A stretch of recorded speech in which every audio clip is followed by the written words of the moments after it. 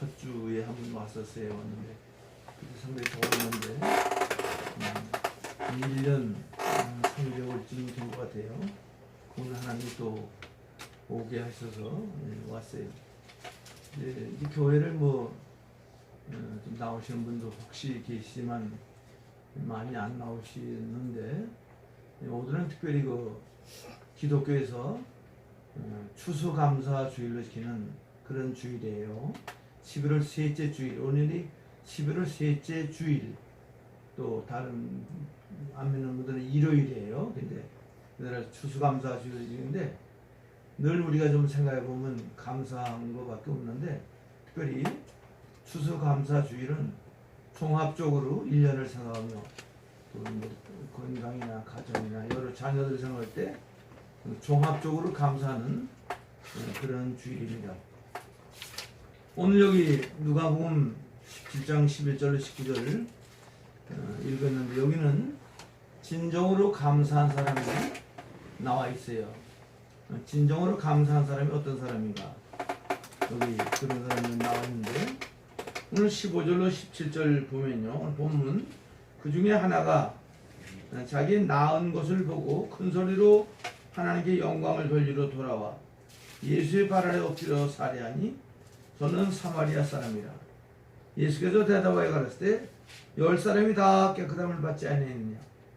그 9사람은 지금 어디 있느냐? 이렇게 물으셨어요. 10사람이 문둥병이 들렸어요. 나병이 들렸는데 예수님이 10사람 나병 환자를 다 고쳐줬어요. 고쳐줬는데 병이 들렸을 때는 똑같은 입장에 있는데 그 병이 낫고 보니까 사람이 갈렸어요. 오늘 사마리아 사람과 같이 예수님께 찾아와서 감사하는 사람도 있었지만 병이 일단 난 다음에는 예수님이고 이거 상관없이 자기 집으로 돌아가고 아는 사람들 찾아가서 세상으로 돌아간 그런 사람도 있어요. 그러면 오늘 문둥 환자 10명 가운데 우리 모두는 사마리아 사람과 같이 하나님 앞에 예수님께 돌아와서 진정으로 감사하고 하는 보다 많은 삶을 산 한 사람이 되어야 될 건가? 아니면은 병이 난 다음에 예수님이고 신앙이고 하나님과 아무 상관없이 옛날로 다 돌아가서 돌아간 감사를 모르는 그런 9사람이 되어야 될 건가 생각하고 절대 우리는 9사람은 되면 안 되고 우리는 사마리아 사람과 같이 진정으로 돌아와서 하나님께 영광을 돌리고 감사한 사마리아 사람을 우리가 배워야 되고 그 사람이 되어야 됩니다. 오늘 11절에 보면요. 예수님이 예루살렘으로 올라가셨는데요. 올라가실 때 어느 길로 가셨냐면 사마리아와 갈릴리 사이 길로 예수님이 올라가셨어요. 예수님이 예루살렘을 가는 길이 몇 가지 길이 있을 것 같아요. 그런데 이번에 여기 오늘 본문에 기록한 것은 예수님이 예루살렘으로 올라갈 때에 갈릴리와 사마리아 그 사이 길로 예수님이 가셨습니다. 거기 가시면서 문둥이를 만나서 그들을 고쳐준 것이 오늘 본문에 기록된 그런 내용이에요. 그러면 예수께서 10사람을 고쳐줬는데 그러면 예수님이 예루살렘으로 가시는데 왜 갈릴리와 사마리아 사이 길로 가셨나? 왜 그 길로 가셨나? 물론 사마리아 사람이 예수님이 지나가는 걸 싫어하고 막기 때문에 그들하고 공연한 마찰을 피하기 위해서 그리로 간 면도 있습니다. 그러면 사마리아 사람 갈릴리 접경 그리로 지나가시는데 사마리아 사람들은 우리나라가 북한이 있고 남한이 있는 것처럼 북쪽에 사는 그 지역이 북쪽 지역인데요. 그 지역은 특별히 그 이방 사람들이 그 나라에 들어와서 그 이스라엘 사람하고 같이 요새 말하는 국제 결혼해가지고 혼혈족이 돼가지고 이렇게 사는 사람들이 사마리아 사람이에요. 정말 순수한 유대인들하고 결혼한 게 아니라 이방 사람하고 결혼해서 이렇게 사는 혼혈족이 된 그들이 사마리아 사람들입니다. 사마리아 사람들은 이방 사람들이 어렸어요. 같은 유대인이지만 그들은 유대인으로 취급을 못 받고 이방 사람이라고 그랬고, 요한복음 4장 9절에 보면은 사마리아 사람들은 개와 같이 취급한, 개와 같이 여긴 그런 사람들이에요. 그런 사람인데 그런 지역으로 예수님이 지나가 있어요. 마태복음 4장 15절로 16절 보면 스불론 땅과 납달리 땅, 요단강 저편 해변길과 이방의 갈릴리요 그랬어요. 그 스불론 땅과 납달리 땅과 요단강 서편 해변길은 이방 땅이라고. 이건 안 믿는 사람들, 하나님을 모르는 사람들이 사는 그런 지역이다 할 만큼 사망의 음침한 그늘진 땅에 사는 사람들이 사마리아 사람들이고 갈릴리 지역의 사람들이에요. 예수님이 예루살렘에 올라가시는데 사마리아와 갈릴리 사이 그 지경으로 예수님이 지나가시게 됐어요. 그 지나가시다가 한 시골 마을로 들어가시게 되는데 그 촌에 찾아갔더니 오늘 본문에 보면 12절에 한 촌에 들어가시니 문둥병자가 10명이 예수를 만나 멀리 서서 그랬습니다. 그 사마리아와 갈릴리 사이길로 가시다가 한 작은 촌에 들어가시는데 거기 가보니까 문둥 환자들이, 나병 환자들이 10명이나 있었습니다. 그 나병 환자들은 예수님 당시에는 불치병이고 버림을 받는 사람들이고, 이건 가족과 모든 사람하고도 생이별해서 다 이렇게 떨어져 사는 그런 사람들이에요. 말하면 그 갈릴리 지역 또 사마리아 지역보다도 더 오지에 아무도 찾아오지 않는, 만날 수 없는 그렇게 소외된 그런 지역으로 예수님이 찾아가셨어요. 예수님이 예루살렘으로 올라가시는데 왜 그 지역으로 갔냐면 그런 문둥 환자들을 다 격리되고 사람에게 다 버림받고 다 이렇게 그런 사람들을 고쳐주고 치료하시기 위해서 예수님이 그들이 사는 그 지역으로 예수님이 가셨습니다. 아멘. 오늘 우리 이 시간에 모인 저도 그렇고 여러분들도 마찬가지고 우리 모두가 영적으로 볼 때 다 사마리아 사람들과 같고요, 갈릴리 지역에 사는 사람들과 같아요. 우리가 다 그늘에 앉았던 사람들이고 흑암에 살던 사람들이고 또 아무 소망이 없던 사람들이에요. 우리 한국 사람들이 대개가 그래요. 한국에 기독교가 들어온 지가 한 100년 좀 넘었어요. 그전에는 우리 한국 전체가, 대한민국 전체가 다 사마리아 땅과 같이 또 갈릴리 지역과 같이 아무 소망이 흑암이 있고 다 술 먹고 노름하고 싸우고 욕하고 원망하고 그런 지역이에요. 그런 지역에 살던 우리들이 한국 사람이에요. 영적으로 볼 때 우리 자신들이 그 사마리아 출신들이고 갈릴리 출신들이고 우리가 영적으로 문둥병이 들린 사람들이에요. 이 문둥병은 죄를 상징합니다. 죄. 우리 모든 인생들은요, 모든 사람들은 두 가지 죄가 있어요. 이건 조상으로부터 계속 내려오는 유전되는 원죄라는 게 있어요. 이건 아담이 지은 죄예요. 아담이 지은 죄가 계속 내려와서 우리에게 내려온 거예요. 그 다음에는 이 땅에 출생해서 짓는 죄를 본죄라고 그러는데, 그런 본죄. 이 원죄와 본죄 사이로 우리는 죄로 말미암아 육신은 멀쩡할지 몰라도 속엔, 이 영혼은, 우리 신령은 만신창이가 돼서 문둥 환자와 같은 그런 상태에 있는 것이 우리들이.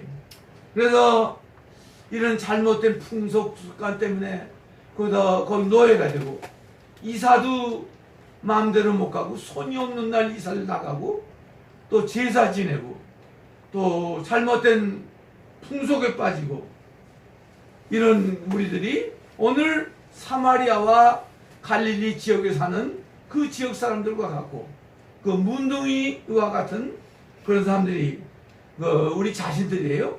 거기를 예수님이 예루살렘에 올라가시면서 찾아가신 것처럼 예수님이 이렇게 한국에 복음을 전하도록 서양 선교사들을 한국에 보냈습니다. 뭐 저도 이렇게 나이가 많지 않습니다. 저도 한 80 됐는데요. 그 한국 사람들이, 저는 11살서부터 교회를 다녔는데 저희 아버지가 그 술을 많이 잡수다가 유교 사변 나고 그 다음에 40 몇 살에 돌아가셨어요. 근데 저희 아버지가 저희 어머니가 늘 싸웠어요. 늘 싸워. 술을 많이 늘 잡숴서, 이 술을 너무 많이 잡숴가지고 속에 이거 내장이 다 망가져가지고 돌아가셨어요. 그리고 늘 어머니하고 늘 싸우고 욕하고, 이 생각이 부정적인 생각을 가지고 그랬어요. 그러니까 그 한국 사람들이, 이 충청도 분들은 좀 모르겠는데 저는 강원도에 좀 살았어요. 강원도도 뭐 이렇게 사람들이 나쁘진 않은데 욕을 무지막지하게 해요. 욕을 무지막지하게 그냥 하니까 이 좋은 말을 들어도 사람이 될까 말까인데, 그런 욕을 먹고 크고 자랐기 때문에 이 자녀들이 잘 될 수가 없어요. 말도 어떻게 어려워요. 한국이 뭐 말도 어떻게 어려웠잖아요. 어려웠는데 이제 그런 가운데 서양 선교사들이 여기 들어왔어요. 그분들이 여기 올 이유가 없어요. 그런데 그 미국이나 카나다나 호주나 이런 데 살던, 아주 잘 살던 사람들이, 그분들이 여기 한국에 들어와가지고 복음을 전했는데, 여기 한국이 한 100년 전만 해도요, 이 방이 이 갈자리를 깔았어요. 갈자리 깔고 거기다 찔리고 빈대하고 벼룩이 그렇게 많았어요. 빈대. 여기 종로도요. 종로 요새 서울 대단한 데 같지만 종로도 이게 이 화장실이 수세식이 없어가지고요. 전부 비가 오면 이게 넘쳐가지고요. 오물이 종로 네거리를 막 흘러갔다 그래요. 그러면서 여기 먹을 게 없었잖아요. 우리 한국에 먹을 게 없었어요. 그래가지고 쌀이 뭐 어떻게 있습니까? 쌀을 그렇게 먹을 수가 없어요. 그래서 대개 그 강내에 이거 먹었어요. 이 서양 선교사분들도 그렇게 잘 살던 분이 강내일을 먹으면서 그 갈자리에서 빈대에 뜯기면서 그분들이 학교를 세우고 병원을 세우고 그랬어요. 그분들이 고아원을 세우고. 그분이 지금 좀 서울에 연세대학교 좋은 대학교인데 그것도 선교사, 언더우드라는 선교사분이 그분이 세웠어요. 이화여대. 이거 이화여대도 그 예수 믿는 사람들이 세운 거예요. 또 뭐 배재고등학교, 무슨 뭐 경희학교, 그 학교를 많이 세우고 신학교를 세우고 그 대한민국에서 한 서너 번째 들어가는 병원이 연세대학교 세브란스 병원이에요. 세브란스 병원이 그 예수 믿는 사람이 세운 거예요. 그래서 그 세브란스 병원이 얼마나 많이 그런 병원을 세우고 과원을 세워가지고, 그래서 학교를 그 학생들을 모아다가 가리키고 눈을 뜨게 만들고, 내가 누군가, 내가 뭘 해야 되냐, 나는 어디까지 왔나, 내가 진정으로 하나는 해야 될 게 뭔가, 난 무엇을 해야 되냐. 그래서 그들이 술도 끊고 담배도 끊고 화투 얻은 것도 다 끊고 해가지고 아주 사사람들이 천만해. 한국이 꼭 이 사마리아와 갈릴리 이 사회와 같겠고, 우리 모두가 영적으로 전부 문둥한 자예요. 전신이 다 어디 가망이 없어. 치료할 길이 없어. 근데 예수님이 그들을 고쳐주기 위해서 그리로 가셔야 되는 것. 우리 한국이 다 그랬어요. 그래서 한국이 지금 세계적으로 아주 살기 좋은 나라 아니에요. 이렇게 잘 살아본 적이 없어요. 저도 이렇게 잘 살아본 적이 없는데요. 한국이 세계 나라가 한 200개쯤 나라가 다닌데 한국이 그 중에 10번째 안으로 잘 살아요. 그 북한이나 이런 사는 사람은요, 한국을 천국이래요. 이 남한을 천국이라고 그래요. 저도 외국에 여러 나라를 가봤지만 한국까지 이렇게 잘 되고 깨끗한 나라가 아주 없어요. 뉴욕도 말도 못하게 더러워요. 어려웠습니다. 그래서 이렇게 잘 살게 된 건 한국에 기독교인이 지금 한 1,000만쯤 된다고 그러는데 한국 사람이 예수 잘 믿는 사람이 참 많아요. 그 목사님들도 좋은 목사님 참 많아요. 세계적으로 제일 큰 교회가 한국이 전부 다 있어요. 감리교에서 제일 큰 거, 장로교, 순복음, 친례교, 제일 큰 교회가 한국이 다 있습니다. 한국 사람이 새벽에 나와서 기도해요. 새벽 기도해요. 수요일에도 모여요. 금요일에도 모여요. 이렇게 모이는 교회가, 이런 나라가 없어요. 그리고 세계에 우리나라가 남한이 작지만 세계에서 선교사를 인구 비례로 제일 많이 보낸 나라가 대한민국이에요. 이 대한민국은 망해도 되고 잘도 되는 나라가 절대 아니에요. 이 한국은 잘 돼야 되고요. 한국은 하나님의 특별한 보호가 있어야 되고 한국 사람은 특별한 자부심과 긍지를 가지고 사셔야 됩니다. 우리가 공부운동이 있었어요. 우리가 갈릴리 사마리아 출신이 있었어요. 소마리. 그런데 우리 조상들이 예수 믿고 그분들이 복음을 전해가지고 교회를 세우고 그 이북에서 탈북한 사람이 한국에서 제일 첫 번째 놀라는 게 뭘 놀랐냐면 눈만 들면 십자가가 그렇게 많다는 거예요. 한 질 건너 교회가 있어요. 여기도 그런지 모르지만 서울에 제가 사는 거기는 한 질 건너 교회가 있다. 이렇게 교회가 많은 나라가 없어요. 선교사를 세계에서 제일 많이 보낸 나라가 한국이에요. 네? 이런 걸 아시고 예수 믿는 게 중요하구나. 예수 믿는 구주를 믿는 게 중요한 거야. 그러면 예수를 믿으면요 눈이 열리고요 내가 누군 게 보이고 어떤 게 가치가 있고 어떤 건 안 해도 이렇게 분명히 보여요. 그래서 예수를 믿으면요 제가 서울에서 목회를 할 때 수요일날 어떤 남자분이 예배드리러 왔는데 그분이 나중에 몰라주셨는데 영광 전라도 영광에서 건어물 장사했었대요. 했는데 그분이 여기다 들어올 때 담배과 나이타 다 넣고 이렇게 목사가 뭐라고 그러나 보자고 왔 모양이에요. 근데 그분이 그 수요일날 예배를 통해서 성경을 통해서 은혜를 받았어요. 은혜 받다가 내가 여태까지 헛살았구나.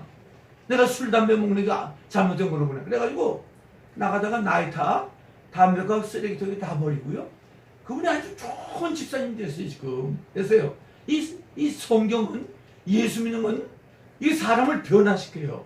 술도 끊게 만들고 담배도 끊게 만들고 노름어도 끊게 말고 다른 사람 욕하고 원망하던 사람이 감사하는 사람이 돼요. 그래서 오늘 그런 면으로 여기 사마리아 그 지역으로 예수님이 가게 됐어요. 그러면 이들이 문둥현자가 10명이 다 났어요. 문둥이 치료가 됐어요. 이거 약도 없었어요. 근데 어떻게 치료가 됐나?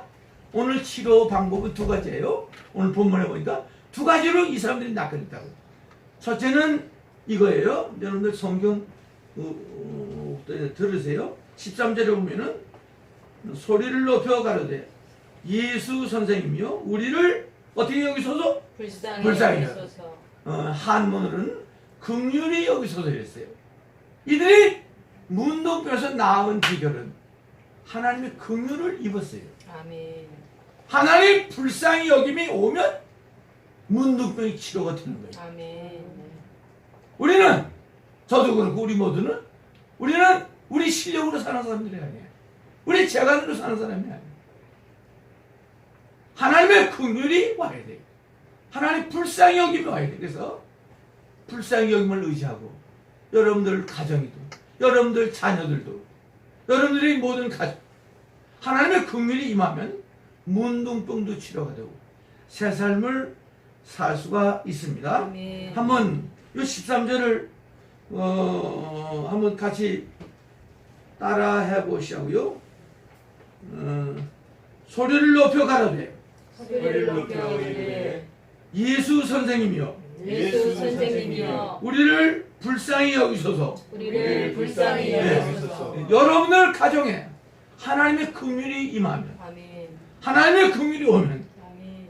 여러분들 자신이 치료가 되고 아멘. 여러분들 자녀들도 치료가 되고 아멘. 여러분들 가정이 살아나고 아멘. 모든 거예요. 합당찬 술과 담배 다 끊게 되고 노름하는 거 다 끊게 되고 새 사람이 될 수가 있는 거예요. 아멘. 예수 선생님이요 우리를 불쌍히 여기소서. 소리를 높였다는 건 문둥병이 들리면은 소리 나오는 이 기관이 망가져가지고 소리가 안 나온다고 그래요. 그래서 있는 힘을 다해서 그렇게 소리를 질렀습니다. 우리는 우리 재간으로 사는 게 아닙니다. 아멘. 우리 실력으로 사는 것도 아닙니다. 돈으로 사는 것도 아닙니다. 우리가 무슨 잘난 게 있어서 사는 게 아닙니다. 아멘. 저도 마찬가지. 우리 모두가 이 시간까지 오게 된 건 하나님의 긍휼입니다. 아멘. 하나님의 불쌍히 여깁니다. 그래서 언제나 이번에도 우리 가정을 하나님이 불쌍히 여기셨습니다. 우리 아이들을 이번에도 하나님이 불쌍히 여기신다는 하나님의 긍휼을 늘 자랑하고 의지하고 나가는 그걸 통해서 모든 것이 회복되고 문두위가 치료되는 그런 면이 있어요. 마태복음 18장에 보면요, 1만 달란트를 빚진 사람이 있었어요. 이 1만 달란트는 양은 자기 아내, 아이들, 모든 집이나 모든 걸 다 팔아도 도저히 갚을 수 없는 빚이에요. 이거는 우리가 지은 죄를 가리키는 거예요. 우리가 지은 죄인데 갚을 수가 없는데 그 1만 달란트를 탕감을 받은 비결은 그걸 무조건 불쌍히 여겼습니다. 불쌍히 여겨서 1만 달란트를 다 탕감을 받은 것처럼 우리도 마찬가지예요.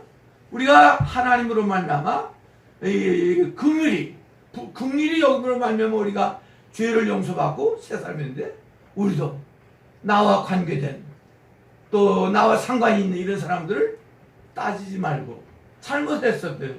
그분이 좀 섭섭하게 해도 그분이 설사 나에게 손해를 입혀도 그분을 용서하고 불쌍히 여는 그걸 통해서 여러분들이 살아나시고 여러분들의 가정이 회복되는 그런 거예요. 그래서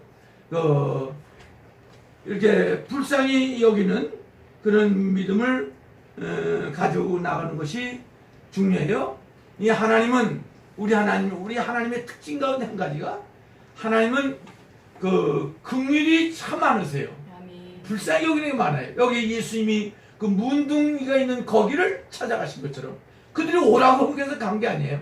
예수님 차원에서 찾아가신 것처럼 예수님은 긍휼이 많으신 하나님. 그분이 여러분들이 예수를 구주로 받아들이면 그분이 여러분들의 아버지가 되는 거예요. 그 아버지는 아버지가 돼요. 오늘 누가 온 것 같아요? 오늘 제가 이름이 지다름인데 오늘 누가 왔어요? 하나님의 아들이 온 거예요. 여러분들도 예수를 믿으면 하나님의 아들과 딸이 돼요. 하나님의 아들과 딸이 돼서 그러면 여러분들 가정에 하나님의 긍휼이 임하고 은혜가 임하는 그런 역사가 있는 거예요. 그래서 이들이 문둥병에서 치료함을 받은 건 하나님의 긍휼로 인해서 받았다. 그걸 생각하고 우리는 평생을 하나님의 긍휼을 의지하고 긍휼을 바라보고 나가는 그런 신앙을 가지는 게 중요하고요. 또 한 가지는 이들이 어떻게 낫게 됐냐면요. 14절에 보면 14절 제가 읽겠어요. 보시고 가라사대 가서 제사장들에게 너희 몸을 보이라 하였더니 저희가 어떻게 하다 깨끗 받았어요? 가다가 깨끗함을 받았어요. 가다가 그들이 묻는 거야. 하나는 순종이에요. 순종. 이 두 가지예요. 긍휼과 순종이 결국 문둥병을 치료하게 됐어요. 나음을 얻게 됐어요. 그리고 가다가 깨끗함을 받았다는 말은 가다가 깨끗함을 받은 게 아니라 이미 순종해서 가려고 할 때 병이 나았는데 그걸 가다가 보니까 자기가 나은 걸 알게 됐다는 그런 뜻입니다. 그래서 이 두 가지 긍휼과 순종이 사람을 살리고 병을 낫게 하는 걸 기억하시고 우리의 일생은 늘 하나님의 긍휼을 바라보는 일생, 그 다음에 늘 순종의 발걸음을 뛰는 그런 삶을 사는 거 중요한 것 같아요. 순종이 제사보다 낫다고 그랬어요. 순종을 통해서 모든 게 되는 거예요. 그래서 성경을 이렇게 모든 걸 순종하는 거 중요한 것 같아요. 열왕기 하 5장이라는 성경에 보면요, 나아만이라는 군대 장관, 국방부 장관이 있었는데 그 사람이 문둥이였었어요. 문둥이. 이 사람이 문둥이가 낳게 된 건 유대 나라 와서 요단강에 들어가서 7번 목욕할 때 그 사람이 낳게 됐어요.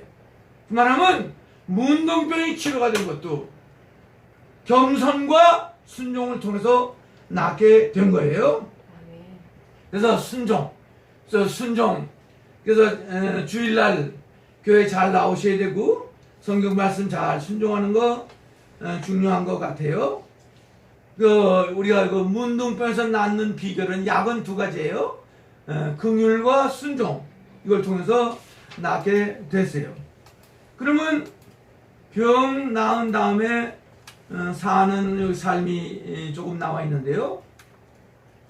여기 오늘 10사람이 문둥이가 다 치료가 됐는데 그 15절 16절은 10사람 아니고 9사람은 어디 갔는지 모르겠고 한 사람만 오늘 15절에 큰 소리로 하나님께 영광을 돌리며 돌아와 예수의 발 아래 엎드려 살이하니 저는 사마리아 사람이 이렇게 했어요. 다 다른 사람들은 이 사마리아 사람이 특별히 말하는 걸 보니까 9사람은 유대인들이에요. 유대인들은 다 병난 다음에 저볼장 보라고 다 갔지만 사마리아 사람은 한 사람은 영광을 돌리며 하나님 앞에 나와서 영광을 돌렸다고 말을 했어요. 이걸 보면 그 사람이 병 나은 다음에 전 문제 이런 아픈 분들도 있잖아요. 암이 걸린 분도 있고 이렇게 좀 이런 불치병에 걸린 분들이 있는데 그들이 그 기도를 받아서 어떤 목사님이나 그 신유 은사가 있는 분이 기도해서 그 병이 낫는 수가 혹시 있는데 그 병이 나가지고 낫는 다음에 다 옛날로 돌아가고 그러면 병이 다시 들린다고 그래요. 보통 다시 들리는데 그 병이 나가지고 그 신앙이 잘 들어가는 사람이 쉽지 않다고 그래요. 여기 10분의 9가 가버리잖아요.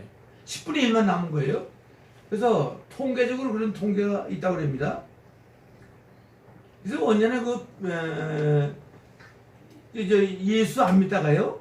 예수 믿고 술 담배 끊고 주일 잘 지키고 신앙생활 하면 제가 살아보니까 보통은 복을 받아요. 그런 경우가 참 많습니다. 예수 잘 믿으면 본인도 복을 받고 3대만 예수 잘 믿으면 그 가정을 정말 복을 받아요. 아멘. 제가 살아봐도 그래. 전 딸만 셋인데요. 애들이 결혼할 때 돈이 제가 없어가지고 애들은 1,000만 원씩 밖에 못 줬어요. 그래서 1,000만 원 가지고 어떻게 결혼하고 어떻게 살겠어요. 근데 그 돈이 없으니까 줄 수가 없어요. 근데도 지금 걔들이 지금 다 잘 살아요. 집도 하나, 전세도 하나 얻을 수 없는 돈이 있어요. 근데 지금 새 애들이 다 잘 살아요.